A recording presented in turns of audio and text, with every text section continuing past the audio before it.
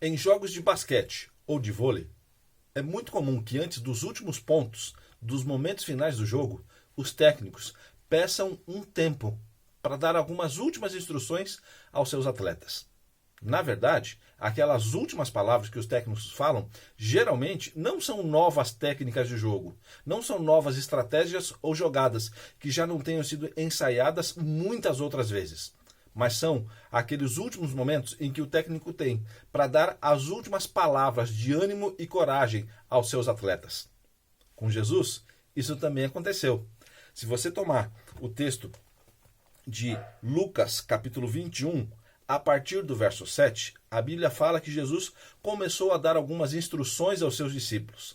Mas, nos versos 17, 18 e 19, ele disse assim: de todos vocês serão odiados por causa do meu nome. Contudo, não se perderá um só fio de cabelo da vossa cabeça. E aí o verso 19. E é na vossa perseverança que ganhareis a vossa alma. Em algumas outras versões, aparece dizendo assim: fiquem firmes, pois assim vocês serão salvos. O que estava acontecendo aqui é que Jesus já estava próximo ao final de seu ministério e já havia instruído seus apóstolos, seus discípulos, em uma série de situações para que eles pudessem dar continuidade à obra que Jesus havia iniciado. No entanto, Jesus agora se aproxima, chama aqueles homens e lembra a eles que eles seriam perseguidos, que eles seriam ameaçados e, no texto diz até assim, que alguns deles talvez seriam entregues por seus próprios familiares para serem perseguidos e ameaçados por causa do Evangelho.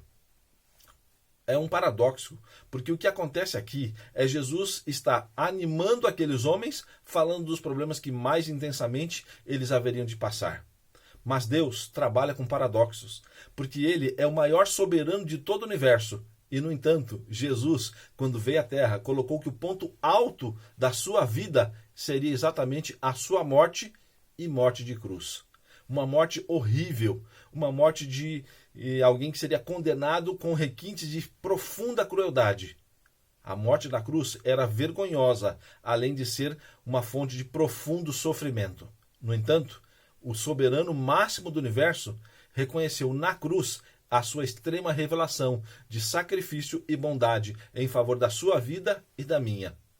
Enquanto que monarcas aqui na Terra, reis, costumam apresentar-se de uma maneira garbosa e pomposa, Deus nasceu no formato de um bebezinho e foi colocado em uma manjedoura, em um coxo onde os animais comem. Certamente não era um ambiente agradável para se colocar um bebê, muito menos este bebê, que era o próprio Senhor do universo. No entanto, Deus não usou para si exaltação própria. Pelo contrário, ele esvaziou-se das suas próprias condições, nasceu e viveu como um homem, sofreu como você e eu sofremos. Mas, quando ele aconselha seus discípulos, ele fala: olha, fiquem firmes, pois assim vocês serão salvos.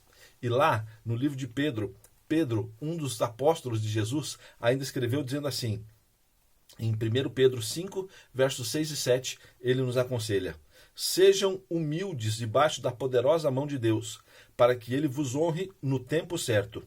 Entreguem todas as suas preocupações a Deus, pois ele cuida de vocês. Veja só a lembrança que Deus nos traz hoje. Entregue todas as suas preocupações a Deus, pois ele cuida de vocês. É isso que Deus se propõe a fazer também hoje. Permita que ele esteja do seu lado. Pense nisso. Aceite aquilo que Deus te oferece e viva feliz. Que Deus te acompanhe.